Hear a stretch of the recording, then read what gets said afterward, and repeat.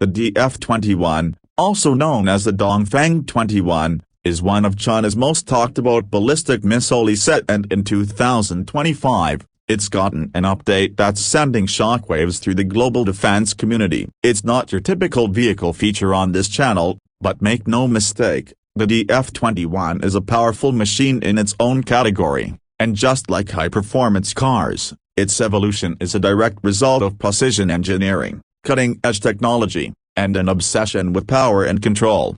The original DF-21 came into play decades ago, originally designed as a medium-range ballistic missile capable of carrying both conventional and nuclear warheads. But over the years, especially into the 2020s, China has continuously tweaked, upgraded, and expanded the missile family into something far more advanced and far more specialized. What we're seeing in 2025 is not just an update, but a refined battlefield tool that reflects the changing priorities of modern warfare. Let's start with its platform mobility. The DF-21 is carried by a massive transport erector launcher, or TEL for short. If you've ever been fascinated by off-road performance or heavy-duty suspensions, this TEL is worth a closer look. Built for mobility over difficult terrain, the TEL isn't just a means of transport, it's a strategic advantage. China's focus on road mobility means the missile can be moved, positioned, and launched from undisclosed locations with minimal notice. That makes tracking and intercepting it significantly harder. Now, onto performance here, because yes, even in the world of missiles, performance is everything. The latest DF-21 variant, widely believed to be an enhanced version of the DF-21D or DF-21E, has extended range and improved guidance. We're talking up to 1,800 kilometers of reach, and depending on the version, some estimates suggest over 2,000 kilometers. That gives it access to large swaths of the Asia-Pacific region, especially in the context of maritime operations. What really sets the DF-21 apart is its role as the world's first anti-ship ballistic missile,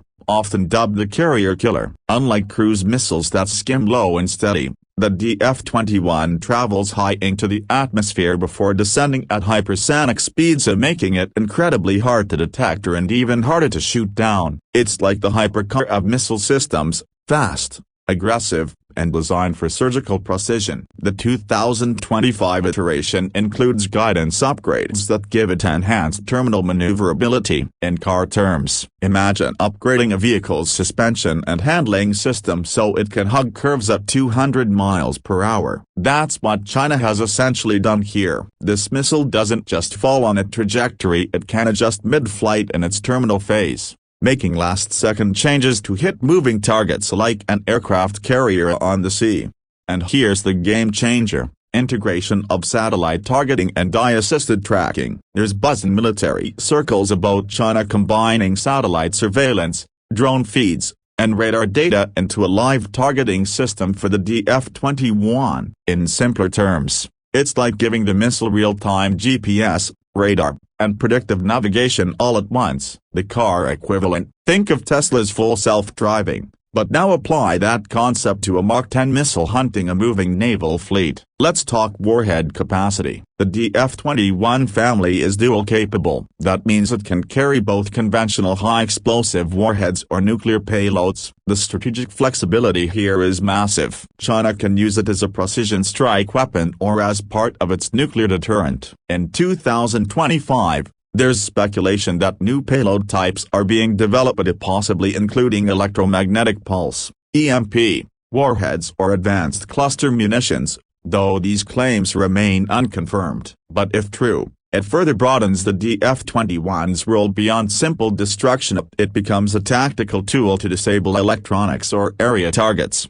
There's also growing focus on the DF-21's role in anti-access/area denial or A2/ADA strategy. Simply put, this missile isn't just about firepower, it's about creating zones where adversaries can't operate freely. For China, that could mean keeping foreign navies, especially U.S. forces, at bay from Taiwan or the South China Sea. The 2025 update sharpens that strategy by making the missile faster to deploy, harder to intercept, and more accurate at long range. What makes all of this more complex is that the DF-21 is part of a larger system. It's not just about the missile, it's about how it connects with radar networks, satellite constellations, and command centers. It's a key component of China's broader move toward intelligentized warfare that means integrating big data, and autonomous systems into combat. So, just like in the car world where vehicles are becoming computers on wheels, the DF-21 is evolving into a smart weapon system in a highly networked battlefield. And here's the big picture takeaway: while we often associate breakthroughs in engineering and innovation with consumer vehicles, much of that same spirit of precision, efficiency, performance is mirrored in military hardware like the DF-21. The 2025 version is leaner, meaner, and more refined than ever. It's not just a missile, it's a statement, a demonstration of how far China's defense technology has come, and how it's being used to shape the strategic balance in Asia and beyond. So while this might not be your usual car review, it definitely falls under the category of powerful machines redefining what's possible. And in the world of high-stakes geopolitics, the DF-21 might be the fastest, most unpredictable beast on the battlefield. If you're into power, control, and the future of technology, whether it's on four wheels or launched from a tail, then the DF-21 deserves a spot on your radar. Be sure to like and subscribe if you want more deep dives into the machines shaping our world. And drop a comment: should we cover more tech like this, or stick to the streets? Let us know.